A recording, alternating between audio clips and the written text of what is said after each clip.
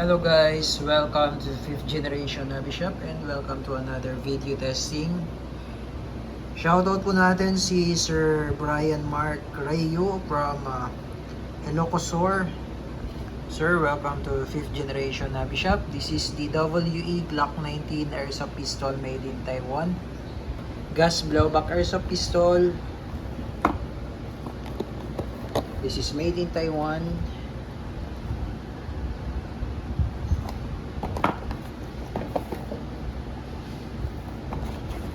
Yan, so it comes with silicone oil, then may kasama na rin bala, 0.23 grams airsoft BBs, and also comes with or may kasama na rin Pop Dino green gas standard power na isang tangke. Okay, so Glock 19 Airsoft Pistol, gas blowback made in Taiwan.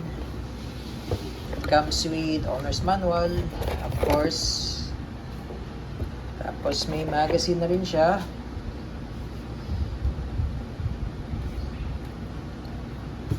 Okay, the magazine is 18 rounder capacity. Double stock metal mag.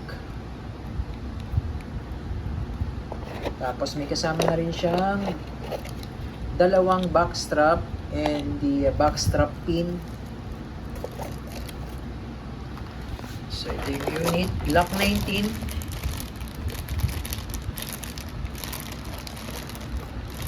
Ayos lang natin yung camera. Okay. Tabilan natin to. So this is the Glock 19 gas blowback airsoft. This is Gen 5. So isa sa mga paborito kong pistol talaga to, Glock 19. Ito sticker lang sir, na-remove na. Dito muna natin lagay.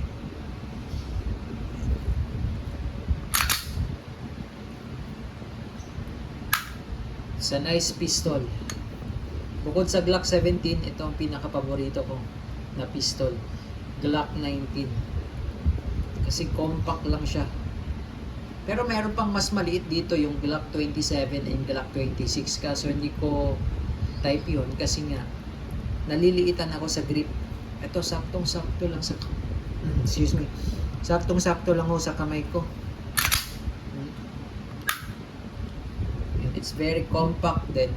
Magandahan pa dito, pag kinasam mo dito, meron siyang rear serrations. Sa front walang serrations, pero meron siyang rail for flashlight. So po pwede mo siyang lagyan ng accessories. And also, you can also install red dot optic. Meron tayong available dito na red dot optic. Pakita ko lang sa inyo, sir.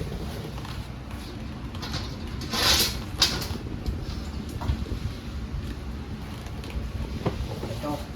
So this is the red dot optic. Ito yung nilalagay dito. Meron siyang red dot. Ayun. So ayan yung zero niya. Kung saan nakatutok yung red dot na yan, yan yung bullseye. So ayan po. So dito po yan nilalagay, sir. So imagine dyan. Ito, tatanggalin po natin to pag mag-i-install tayo ng red dot optic. Tapos meron yan plate dito na isasampa natin para kumapit yung, yan, may dalawang screw. Yung red, itong pinaka-base niya, yan, aalisin natin yan.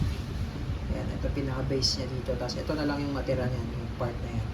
Tapos imagine lang na nandito yan siya. Yan. So yan yung red dot optic. So si Glock, pwede natin kabitan ng red dot optic. And yun nga yung flashlight. Tapos ito naman sir, pag gusto yung baklasin, nababaklas din ito, no?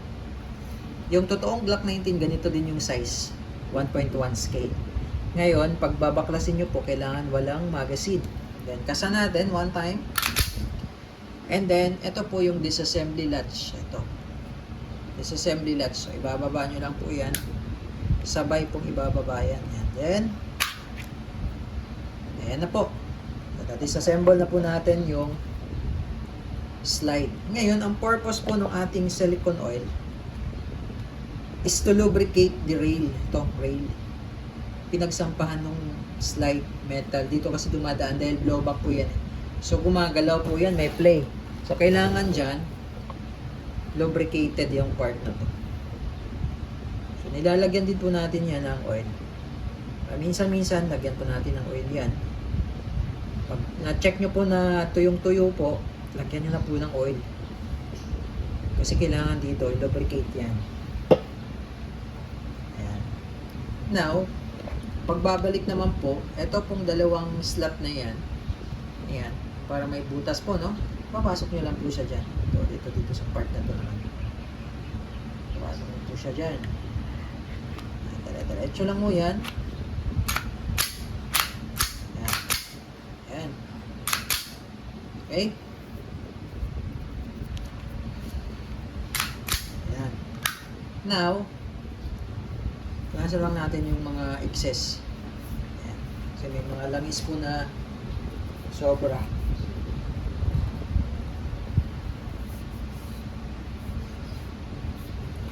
Okay?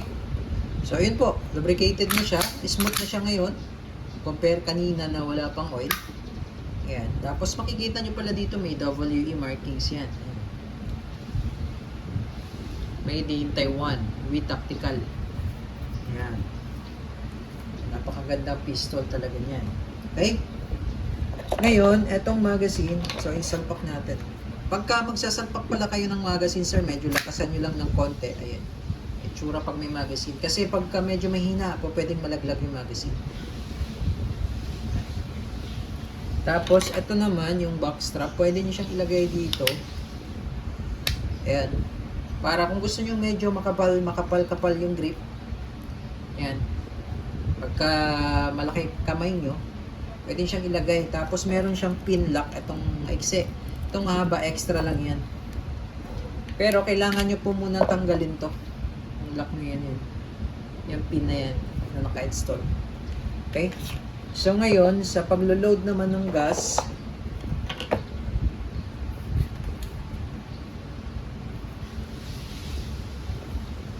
so ito pong bulb, sir, ipitan na rin po natin. Bali, dalawang bulb po ito, no? Ipitan ko na po. So yung aking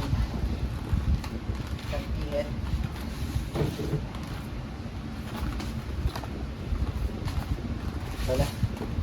Okay, so ito po yung bulb niya, bali dalawa to. Ito po yung outlet. Nandito naman po yung inlet. Ito na pala kailangan ng gunting. Ngayon po, pagka i-release nyo yung pinaka base pad niya, baba nyo lang tong spring ganyan. Ayan, tapos yun. Ngayon, luwagan ko lang muna para mag-absorb yung oil.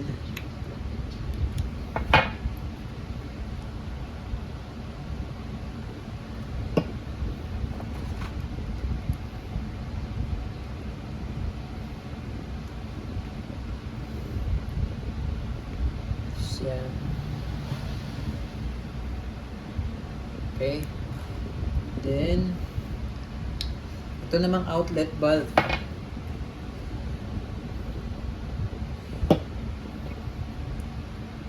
Ito naman pong valve na to, ito po ang tinatawag na valve tool. So, nabibili po ito online. Meron din po tayong available. Kung gusto nyo po. Para talaga to sa valve ng airsoft. Yan. Then, load tayo ng gas at bala. So, sa paglo-load naman, ito yung tangke ng gas. Tinanggal ko lang yung takip para matesting natin kung kumakarga. Tapos ito, yung pinaka-nozzle niya, tutok nyo lang siya dito sa may inlet, ito, sa may gitna. Tapos, didiinan nyo po, 3 to 5 seconds po, ano ang bilang? 1, 1001, 1002, 1003, 1004, 1005. Okay? 5 seconds po, o 3. Ngayon po, kapag continuous ang gamit nyo, lumalamig po yung magazine. So, ang tendency, minsan hindi siya naglalak ng ganyan. Normal naman po yun kasi malamig po yung magazine. Pero pagka yung magazine naman niya ay normal temperature, maglalak siya usually. Pero pag hindi naman siya naglalak, huwag po kayo mag-alala kasi baka minsan malamig lang po yung magazine. Okay. So ngayon, load tayo ng bala.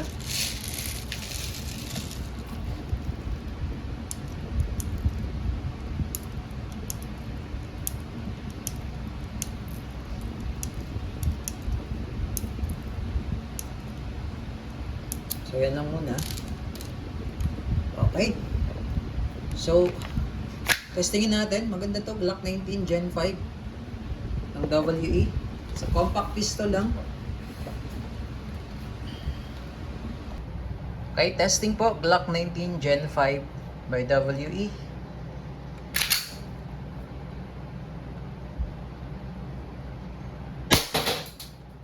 Malakas po yung recoil.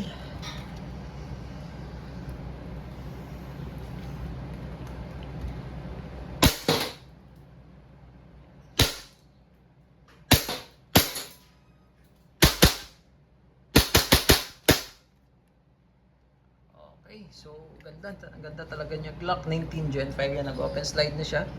Release muna yung magazine. Tapos, bali, hatakin nyo lang yung slide. Ito, hatakin nyo lang yung slide. Tapos, release. Yan, kasi may spring to dito eh. So, pag nag-lock siyang ganyan, pag hinatak nyo to, bababa yan. Yan. Tapos, release. Okay. So, all goods. Glock 19 Gen 5 by WE Airsoft Gas Blowback Pistol.